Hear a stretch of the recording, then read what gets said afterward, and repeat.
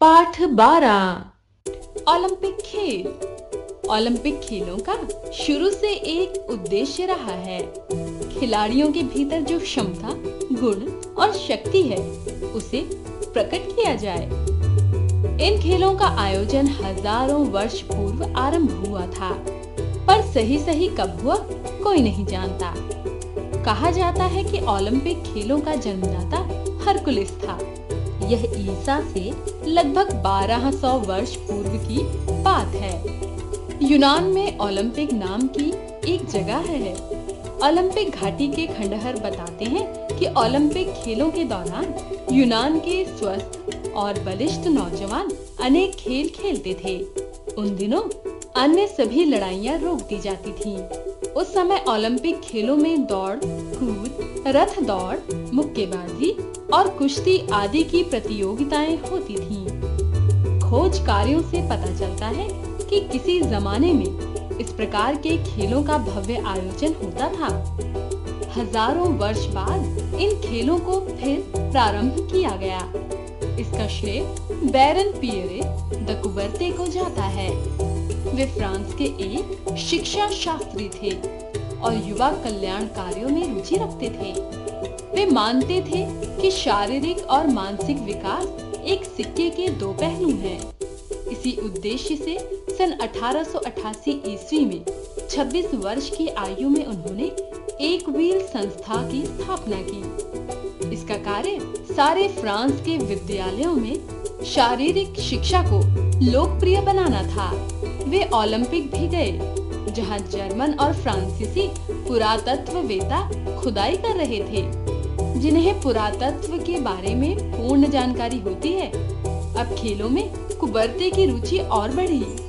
उनकी योजना थी कि सभी देशों के शौकिया खिलाड़ी एक स्थान पर एकत्र हों और विभिन्न खेल प्रतियोगिताओं में भाग लें। शुरू में कुबर्ते को सनकी मानकर किसी ने उनकी बातों की ओर ध्यान नहीं दिया, लेकिन बाद में 16 जून 1896 ईस्वी को अमेरिका, इंग्लैंड, स्वीडन, रूस, यूनान, फ्रांस आदि देशों के प्रतिनिधि खेलकूद पर बातचीत करने के लिए एक ही स्थान पर मिले।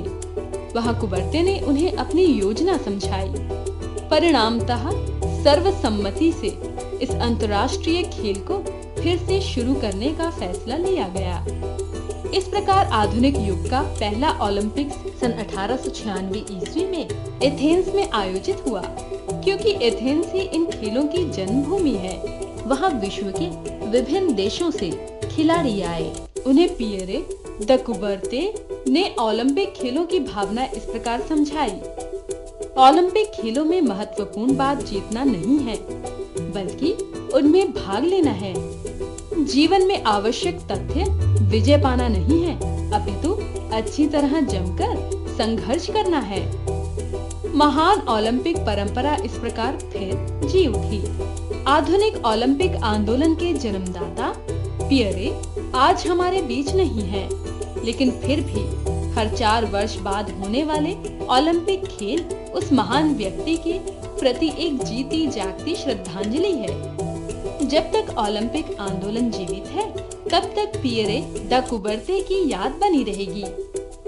ओलंपिक खिलाड़ियों के लिए यह आवश्यक है कि वे राजनीतिक, धार्मिक और व्यवसायिक प्रभाव से अलग रहें। ओलंपिक संविधान में यह व्यवस्था है कि इन खेलों से जो धन मिलता है उसे अंतर्राष्ट्रीय ओलंपिक समिति को सौंप दिया जाता है। वही इसका उपयोग करती है। ओलंपिक खेलों का दायरा बराबर बढ़ता जा रहा है। अब विश्व के 100 से भी ऊपर देशों के 10-12 हजार स्त्री और पुरुष प्रतियोगी इन खेलों में भाग लेते हैं। ओलंपिक खेलों के दौरान लगता है जैसे सारा विश्व एक स्थान पर सिमटाया हो। रंग, जाति और देश का भेद वहाँ दिखाई नहीं देता। सारे मनुष्य एक हैं, बस यही भावना लहराती है।